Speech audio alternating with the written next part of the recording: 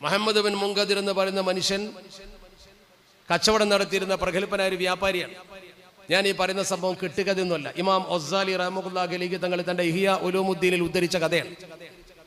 കഥ എന്ന് പറയേണ്ട സംഭവമാണ്. ഇഹ്യാ ഉലൂമുദ്ദീനിൽ ഇമാം ഒസാലി തങ്ങൾ ഉദ്ധരിക്കണമെങ്കിൽ വസ്തുതയായിരിക്കണം. ഒസാലി ഇമാം അത്രയും സൂക്ഷ്മതയുള്ള ആളാ. മുഹമ്മദ് ബിൻ മുങ്കദിർ എന്ന് പറയുന്ന മനുഷ്യൻ, അദ്ദേഹം കച്ചവടം ഇങ്ങനെ നടത്തിക്കൊണ്ടിരിക്കുകയാണ്. കച്ചവടം പൊടിക്കുന്ന നല്ല ശുദ്ധനായ കച്ചവടക്കാരനായതുകൊണ്ട് അദ്ദേഹത്തെ എല്ലാവർക്കും വിശ്വാസമാണ്.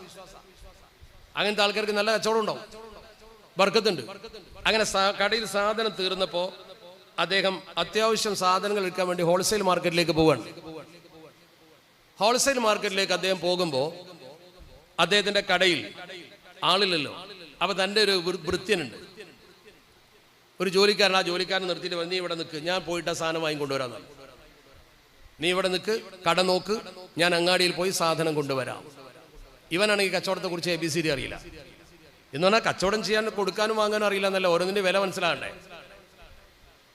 അങ്ങനെ ഈ മഹാനവർകൾ പോയി ഈ കടയിലേക്ക് ഒരു അറാബി കയറി വന്നു. അറാബി കയറി വന്നപ്പോൾ ഈ ഭൃത്യനാണ് കടയിലുള്ളത്. ആ ഭൃത്യനോട് അദ്ദേഹം ഒരു തുണി ചോദിച്ചു. ഒസാലി ഇമാം എഴുതിയ അതേ വാചകം ഞാൻ പറയുന്നത്, എൻ്റെ വകയൊന്നും ഇല്ലതിൽ.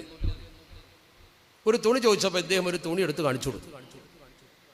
ഇതിന് എത്ര വിലയുണ്ടെന്ന് ചോദിച്ചു. ഇതിന് 10 ദിർഹമാന്ന് പറഞ്ഞു. അറാബി ആ തുണി നിർത്തുക നോക്കി, അയാൾക്ക് നല്ല ഇഷ്ടപ്പെട്ടു.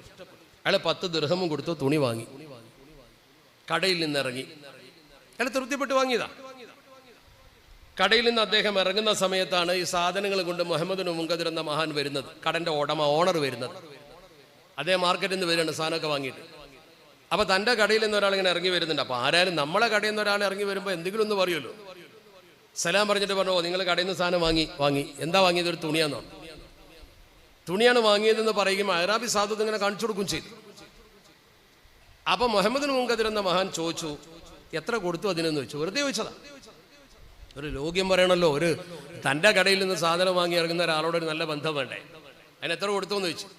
അതിന് 10 ദിർഹം കൊടുത്തു പറഞ്ഞു, ഈസി ആയിട്ട്. അപ്പൊ ഇദ്ദേഹത്തിന് ചെറിയ സംശയം, ആ തുണി നോക്കട്ടെ, വാങ്ങി.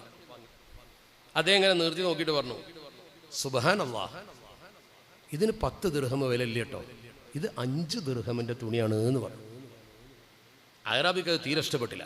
നമുക്കും ഇഷ്ടപ്പെടില്ല. നമ്മളൊരു കടയിൽ നിന്ന് ഒരു സാധനം വാങ്ങിയിട്ട് വേറൊരാൾ വന്നിട്ട് അതിന്റെ വില അത്ര ഇല്ല നമുക്ക് ഇഷ്ടപ്പെടില്ലോ. അത് നമുക്ക് ആർക്കും ഇഷ്ടപ്പെടേ, അതിനെ താഴ്ത്തി കിട്ടുകയാണല്ലോ. അദ്ദേഹം തുണി വാങ്ങിയിട്ട് പോകാൻ തിരിഞ്ഞു.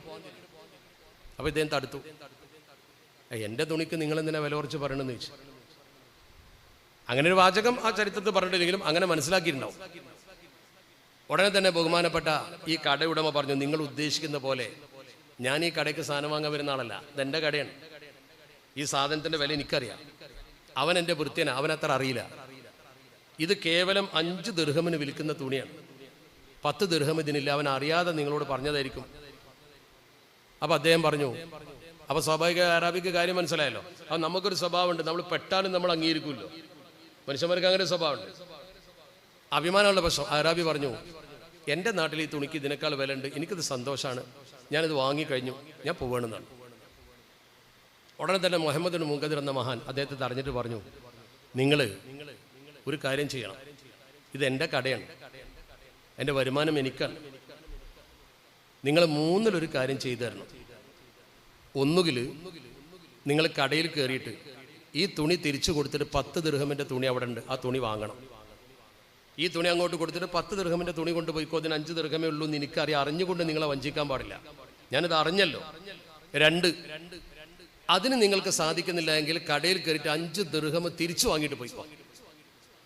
ഈ 2-ൽ1 ചെയ്യണം. ഇത് 2-നും നിങ്ങൾ തയ്യാറല്ലെങ്കിൽ ഈ തുണി അവിടെ കൊടുത്ത് നിങ്ങളെ 10 ദിർഹം തിരിച്ചു വാങ്ങി കച്ചവടം ഒഴിഞ്ഞിട്ട് പോകണം. ഒരു 5 ദിർഹമിന് വേണ്ടി പടച്ച റബ്ബിന്റെ കോടതിയിൽ വേർക്കാൻ എനിക്ക് കഴിയില്ല, അതിന് എന്നെ രക്ഷപ്പെടുത്തി തരണം എന്നാണ് കരഞ്ഞു. കടന്റെ ഉടമ കരഞ്ഞു, ഈ 5 ദിർഹമിന് നാളെ മഴസറിയിൽ എനിക്ക് വേർക്കാൻ കഴിയില്ല എന്ന് പറഞ്ഞ് കരഞ്ഞു. കരഞ്ഞപ്പോൾ ഈ അറാബി കയറിയിട്ട് 10 ദിർഹമിന്റെ തുണി കൊണ്ടുപോയി. ഇതൊരു സൂക്ഷ്മതയാണ്. ഒരു 5 ദിർഹം തനിക്കും തൻ്റെ കുട്ടികൾക്കും ഭക്ഷണം കഴിക്കാൻ ഹറാമിന്റെ സാധനം കയറിക്കൂടാന്നുള്ള നിർബന്ധം. ഈ നിർബന്ധം നമുക്ക് ആർക്കെങ്കിലും ഉണ്ടാവും? കണ്ണിയത്ത് ഉസ്താദിന് 10 രൂപ കൊടുത്താൽ എന്തിനു തന്നു, എവിടുന്ന് കിട്ടി എന്നൊക്കെ ചോദിച്ചിട്ടേ വാങ്ങുള്ളൂ. അങ്ങനെയായിരുന്നു മഹാരഥന്മാർ. അതാണ് സൂക്ഷ്മത. അതാണ് ഇബ്ലീസ് പറഞ്ഞത്, അന്യായമായി പണം സമ്പാദിക്കുക, അന്യായമായി ചെലവഴിക്കുക, ഹക്കിന് കൊടുക്കാതിരിക്കുക, ഈ 3 സ്വഭാവം ലോകത്ത് നിലനിൽക്കുന്ന കാലത്തോളം ഇബ്ലീസ് ജയിച്ചു. ബിംബാരാധന ഇല്ലെങ്കിലും നമ്മളെ നരകത്ത് കൊണ്ടുപോകാൻ ഇത് മതി. അള്ളാഹു നമ്മളെ കാത്തുരക്ഷിക്കട്ടെ. എന്തെങ്കിലും ആമീൻ പറഞ്ഞിട്ടില്ലാവത്ത് നിങ്ങൾക്ക് അതിനാവൂലെന്നാ? പൈസന്റെ കാര്യം പറഞ്ഞപ്പോൾ ആമിയില്ല, പൈസന്റെ കാര്യം പറയുമ്പോൾ ആമിയില്ല. ഉണ്ടോ? ഉണ്ട്, കുഴപ്പമില്ല. ഞാൻ വെറുതെ നിങ്ങളെ തമാശയിൽ പറഞ്ഞു എന്നേ ഉള്ളൂ, തെറ്റിദ്ധരിക്കണ്ട. ഇവിടെ അപ്പൊ നമ്മൾ വിചാരിക്കുന്നത് ഏതായാലും ഇപ്പൊ അങ്ങനെ ആയിക്കോട്ടെ, ഞാൻ അടുത്ത് നോക്കാം, ഇക്കൊല്ലം ഇപ്പം സക്കാത്ത് വയ്യ, അടുത്താക്കാം, കൊല്ലത്തെ കഴിഞ്ഞിൽ നോമ്പ്, ഇനി അടുത്തുള്ള സക്കാത്ത് കൊല്ലം അവിടെ കിടക്കട്ടെ. അത് പറ്റൂല, അങ്ങനെ ചെയ്യാൻ പാടില്ല. നന്മ ചെയ്യാൻ നാളേക്ക് വെക്കണ്ട, നിസ്കരിക്കാൻ നാളേക്ക് വെക്കണ്ട, ഒക്കെ ഇന്ന് ചെയ്യണം, നാളെ വരുമെന്നറിയോ? അങ്ങനെയല്ലേ മഹാന്മാര് പറഞ്ഞത്, വലാ തർജു ഫീലൽ ഖൈരി യൗമൻ ഇലാ വദിൻ. ആ വാക്ക് നോക്ക് നിങ്ങൾ, വലാ തർജു ഫീലൽ ഖൈരി യൗമൻ ഇലാ വദിൻ ലഅല്ലാ വദൻ യഅതി വഅൻത ഫഖീദു.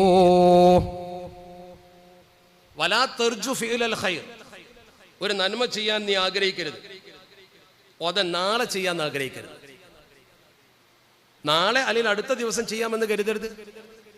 അതാണ് വലാ തർജു ഫിഅലൽ ഖൈരി, ഒരു ഖൈർ ചെയ്യാൻ നീ ആഗ്രഹിക്കരുത്, യൗമൻ ഇലാ വദിൻ, നാളെയോ അടുത്ത ദിവസമോ എന്ന് കരുതരുത്. ഒരു നന്മ ചെയ്യാൻ നാളേക്ക് വെക്കരുത്. എന്തുകൊണ്ട്? ലഅല്ലാ വദൻ യഅതി വഅൻത ഫഖീദു.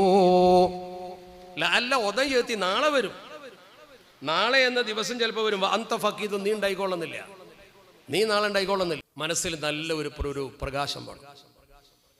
ആ മനസ്സിന്റെ പ്രകാശമാണ് മനുഷ്യൻ അള്ളാഹുവിലേക്ക് അടുപ്പിക്കുന്നത്. ആ നൂറ് അത് ഉണ്ടാവണമെങ്കിൽ എന്ത് വേണം? മഹാന്മാര് പറഞ്ഞു, നോമ്പിനെ കുറിച്ച് പറഞ്ഞപ്പോ വഖുലൂവുൽ ബാത്തിനി മിന ത്വആമി വശറാബ്, ശരിക്കും മനസ്സിലാക്കണം. തസ്കിയത്ത്, ഖുലൂവുൽ ബാത്തിൻ, അകം പൊള്ളയാവുക, മിന ശറാബി വത്വആമി, ഭക്ഷണവും അതുപോലെ പാനീയവും ഇല്ലാതെ വയറൊന്ന് കാലിയാക്കുക. കുറച്ച് സമയം മനുഷ്യൻ ഭക്ഷണം കഴിക്കാതെ പാനീയം കഴിക്കാതെ വയറൊന്ന് കാലിയാക്കി ശരീരത്തിൽ നിന്ന് പാകപ്പെടുത്തിയാൽ അത് യുനവ്വിറുൽ ഖൽബ, ഹൃദയത്തെ പ്രകാശിപ്പിക്കും. അങ്ങനെ തന്നെ മഹാന്മാർ, ഹൃദയത്തിനൊരു പ്രകാശം കിട്ടും. നമ്മുടെ അവയവങ്ങളെ ശരിക്കൊന്ന് നിയന്ത്രിക്കാൻ, അന്നപാനീയങ്ങളൊന്ന് ശ്രദ്ധിക്കാൻ നമ്മൾ പഠിച്ചാൽ വയൂജിബു റിഖ്ഖതഹു, ആ മനസ്സിന് ഒരു നേർമാൽ, വയൂജിബു റിഖ്ഖതഹു, ആ മനസ്സിന് ഒരു നേർമ വരും, ഒരു മൃദുലത വരും, കഠിനമായ മനസ്സുണ്ടാവില്ല, മനസ്സിന് നൈർമല്യം വരും.